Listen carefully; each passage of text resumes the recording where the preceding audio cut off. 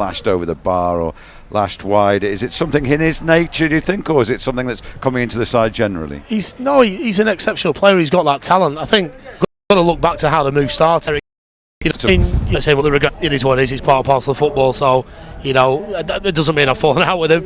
We had a drink after the game, but you get caught up in the emotion sometimes of a game, and I think they regret the comments now. But for us, great point. And obviously, Alex Curran's gone back to Stockport for his rehab now, and we all send our very best wishes to Alex for doing such a great job, a brilliant player for us this season.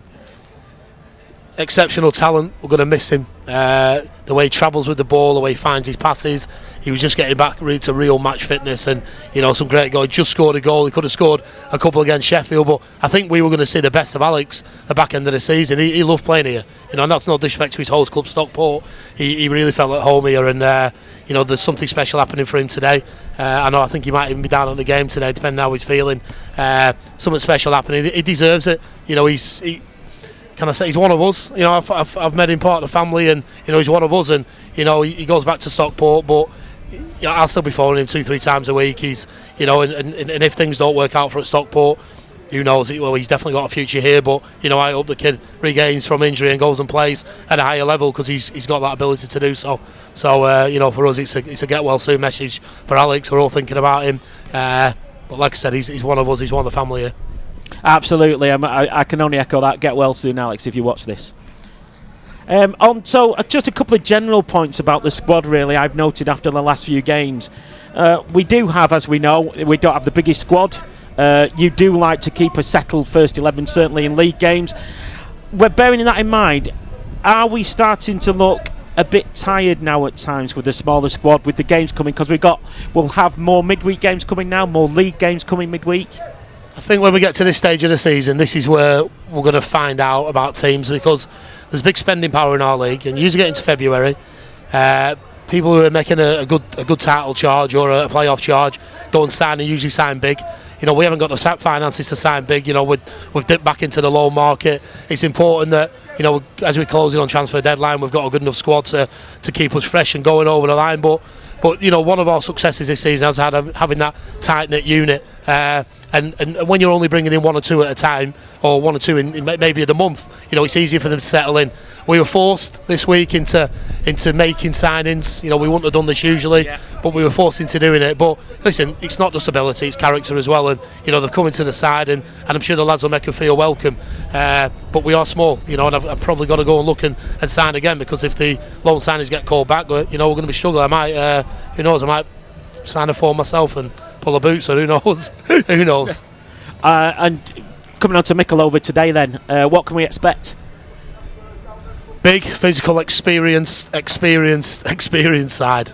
You look at the age of some of the players in there, 35, 37, 43 this season. They're very experienced. They played at the top level. What they won't do is probably travel with the ball as much as what other teams will do. They'll certainly be comfortable playing two touches. They'll certainly be a threat of set pieces. And credit to them management team. I mean, they survived on the last game of last season, and they started shaky. They're up to 9th. A win today or a draw today, they're looking at a playoff spot. So we can't take these lightly. We've had them watch. We've got good reviews about them, and we know that we're going to have to be our best today, our very best. But looking at the conditions, it might slightly hamper that, because the wind will play a big part. And it's an interesting little test for the side, isn't it? Because 7 league wins on the bounce, slightly just punctuated with the cup defeat, and then the 2-2, although it was a good point in the end. So you'll be interested to see how your players aren't getting in kind of, I suppose, doubt creeping into their mentality because the wins have slightly dried up. It's hard, isn't it? Because we're overachieving as a group, and the gidiometer gets turned up, as they say. But like I said, we set out an objective at the start of the season, and we're very much focused to achieving that objective. Does that mean winning every game from now till the end of the season? No, it doesn't. Does it mean dropping points? Probably it does. We had a points total in mind, but also a position that we have in mind, and we're well on course for doing that. But there's going to be bumps in the road. Alex Curran, Curtis Jones bump in the road, and we're just going to accept that as a group. We can't do anything about it. It's one of the factors, external factors in football that get in your way. But for me, we're going into February. I've been with this group since the end of June, and I've loved every single minute of it. and I know that I'm going to love every single minute of it between now and the end of the season. So we enjoy every game, we respect every game, and we try and get maximum out of every game, but we've got to be realistic with it as well. And I suppose that it's a kind of obvious thing to say. That point, as I'm sure you would relay, is that for ourselves, the fans, there's no reason for that group of players not to believe in themselves. People love watching them and appreciate the results, and they know that even if they don't come out on top, that won't matter. That doesn't matter a thing to, well, not it doesn't matter a thing, but the fans will always be there. And I think that they're expressing themselves in a great way and being successful, so there's no reason for any of you to doubt yourselves. That's a really good point, Nat. My chairman's just been in the dressing room before the game, said that last time that he came in the dressing room was after the third game of the season when we'd lost 3 on the bounce, and I said, can you come in? There was a few nerves, and Adrian settled them down, and he came in and said, listen, last time I saw you all was after the high game, after the Scarborough game, and then you went on this magnificent run that we went on. So there's real belief from behind the scenes, real belief from the fans. You saw that after the Barrow game and the Buxton game, every game, but we are together with this group of fans. We really are, and faith and trust. Faith and trust. Definitely. So it works both ways, and it's definitely there. On to squad news. So ins and outs, departures and arrivals. We can't really let this part of the segment of the show go without talking about Paddy Wharton. Can you clarify from an FC perspective what happened? The club statement said that we were disappointed in events. Can you set the record straight? Yeah, so Paddy wasn't a contract player. He'd been out injured since the Saleybridge game. He returned to training, and we did a bit of running before the Runcorn game away. He was way off his fitness. He came in a couple of sessions after that, missed a couple of sessions through work commitments, etc. But then came and said, listen, Gaff, I need a couple of games. I was going to line something up with Runcorn. Brian Griffiths, my assistant manager, Brian Richardson, my assistant manager, said that he knew their manager at Atherton, and he trusted him and wouldn't let Paddy go. So I spoke to Pad and I said, listen, what it is, it's a month to the end of January. You can't play in the trophy. We spoke to their manager, he agreed. We spoke to the club, they agreed. Paddy played the first 2 games for Atherton, got a couple of man of the matches, and then it got to the Friday night, and they rang up and said that they were in a position where they couldn't register a keeper. The FA said that they were only allowed to use the keeper that they currently had, which was Paddy. I said that wasn't agreement, it's going to be down to the player. The player wasn't on contract, so it was up to Paddy. Paddy then phoned me on the Saturday night after the high game to say, I'm returning my gear, I'm going to play for Atherton Tuesday. I said, listen, Paddy, half an hour conversation, I had a couple of witnesses in the car, and I said, sleep on it tonight, ring me tomorrow. If you still want to play, I'll support it. I'm still waiting for the phone call. The Tuesday, as the game was going to be played, I text Paddy. Paddy texts me back, which I've kept on my phone, to say, I'll ring you when I get to the game, Gaffer. I said, right, no problem. Still waiting for the text. He played the game. I made a statement that if he played the game, then we would release his form.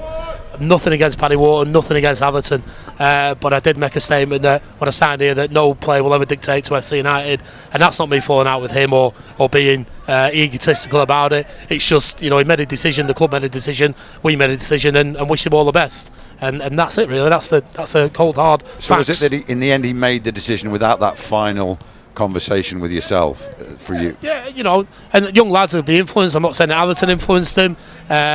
He decided to play. He said it was the biggest game, one of the biggest games of his career. I said, okay, that's up to you. Sleep on it. Get back to me tomorrow. He didn't. He played the game. So, at that point when the team sheet was released, I asked the media team to then release a statement, and that's what we did. And then it became a little bit messy on social media. A couple of white lies being told. I wasn't getting involved in social media. I let my feelings known to the manager, who I still have a good relationship with. And that's it. Paddy texted me last night to say that he's returning his gear. I text Paddy to say, good luck tomorrow, all the best, and leave it as that. What you can't take away from Paddy is he did really well here. He did really well. Young lad in a couple of years. Basically, I presume to get game time, really, if they weren't. Yeah, Jordan Buckley, wanted to go to Warrington. I asked him not to swap one bench for another, and the last couple of games he's been on the bench, but he made that decision. Yeah. Lewis Myers, just needs to get back match fit, so he's gone to Atherton. And Ash Young, he's getting to that age now where he wants to play every week, and Atherton had that opportunity. All good lads, all gone in the right way. All returned the kit, all got deposits back for the kit, etc. So we did it the right way. So they go with our good wishes. It's football, isn't it? And you don't fall out with anyone over a bag of wind. Well, I don't anyway. So we've already mentioned Cal Hall. He's come in, a forward on loan from Morecambe. Great lad, great pedigree, second year pro, scored on his debut.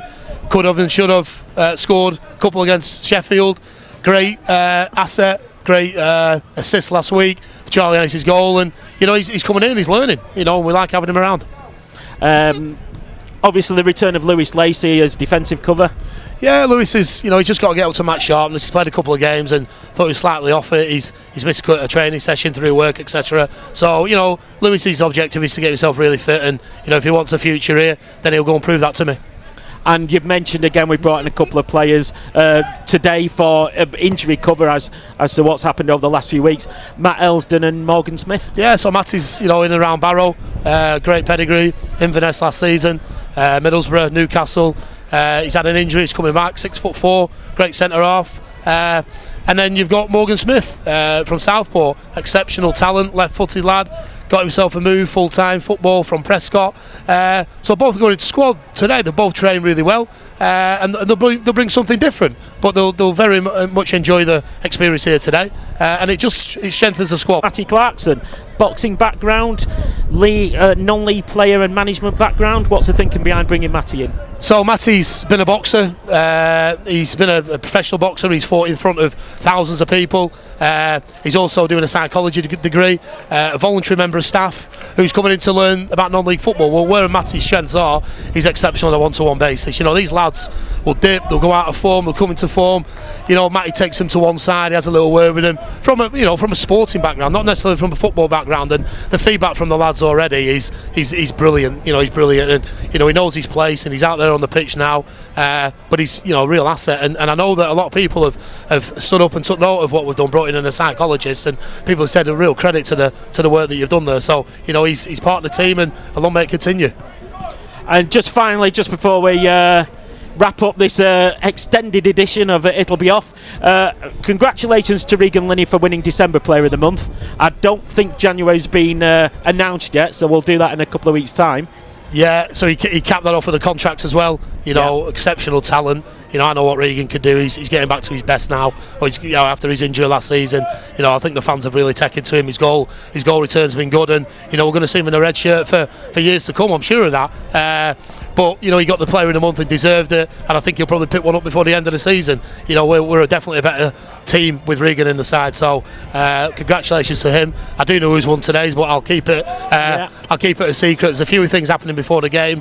A little celebration for Cam Belford, Player of the Month, and there's another surprise signing before the game as well. So we'll keep tuned in, and hopefully everyone will be happy with the outcome. Any final words, James? No, just thanks for being so open with us. The fans appreciate it. We always enjoy talking to you, and good luck today. Well, we could have talked more. We could have done. I've got away with a sing-song. I think you were going to mention that, and you haven't. The sing-song. No, I know that was fine. My last so that's thing. fine. Unfortunately, we've run out of time. We're nearly up to half an hour. So thanks everyone for listening today, and hopefully we won't get 3 points. Thanks everyone. Thanks for watching, and we'll be back in a fortnight. Thank you.